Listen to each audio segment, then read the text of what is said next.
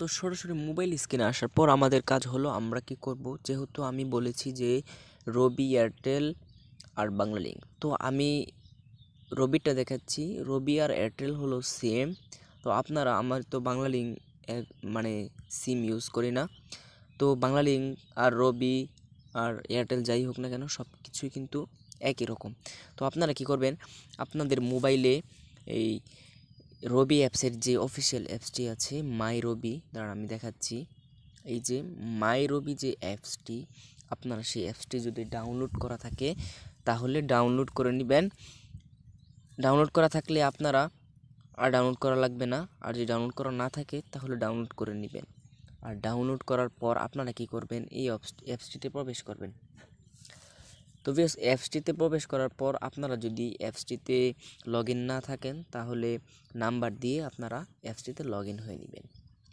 তো viewers, অ্যাপসটিতে log in হওয়ার পর দেখেন কত নতুন আপডেট এসেছে। আগে কিন্তু এগুলো ছিল না। এই যে এখানে আপনারা যে ইনফরমেশনগুলো দেখতেছেন আগে কিন্তু এগুলো এখানে শো করতো না।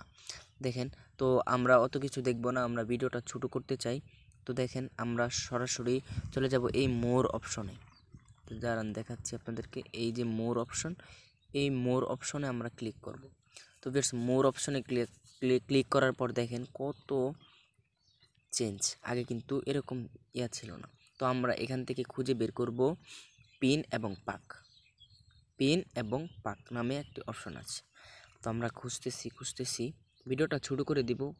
প্লিজ ভিডিওটা যদি ভালো লাগে আপনারা সাবস্ক্রাইব করবেন আমার চ্যানেলটাকে এবং কমেন্ট করে জানাবেন। তো দেখেন আমরা অবশ্যই পেয়ে গেছি ভিউ পিন পাক। আগে কিন্তু এই ফিচারগুলো এখানে ছিল, বাট অনেক নিচে ছিল, অন্যরকম সিস্টেম ছিল। দেখেন আপডেট হয়েছে। তো আমরা এই পিন এবং পাকে ক্লিক করব। তো ভিউয়ার্স দেখেন, পিন এবং পাকে ক্লিক করার পর দেখেন এই যে আমার সিম, যে এমডি হানিফ মিয়া, এই যে আমার সিমের নাম্বার, এই দেখেন এখানে লেখা আছে পিন 1 1 2 3 4 আমি বলেছিলাম।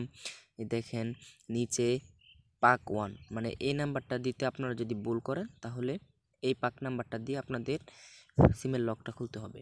এই দেখেন এখানে লেখা আছে পিন 2, এই নাম্বারটা যদি আপনারা দিতে ভুল করেন তাহলে এই পাক 2 দিয়ে আপনারা লকটা খুলে নেবেন। তো ভিউয়ার্স, আশা করি ভিডিওটি আপনাদের কাছে ভালো লেগেছে, ন্যূনতম উপকার করলেও করতে পেরেছি। তো যদি ভিডিওটি ভালো লেগে থাকে তাহলে আমার চ্যানেলটি সাবস্ক্রাইব করে পাশে থাকবেন এবং কমেন্ট করে জানাবেন ভিডিওটি আপনাদের কেমন লেগেছে, এবং অবশ্যই চ্যানেলটিকে সাবস্ক্রাইব করে রাখবেন, পরবর্তীতে কাজে লাগাবেন।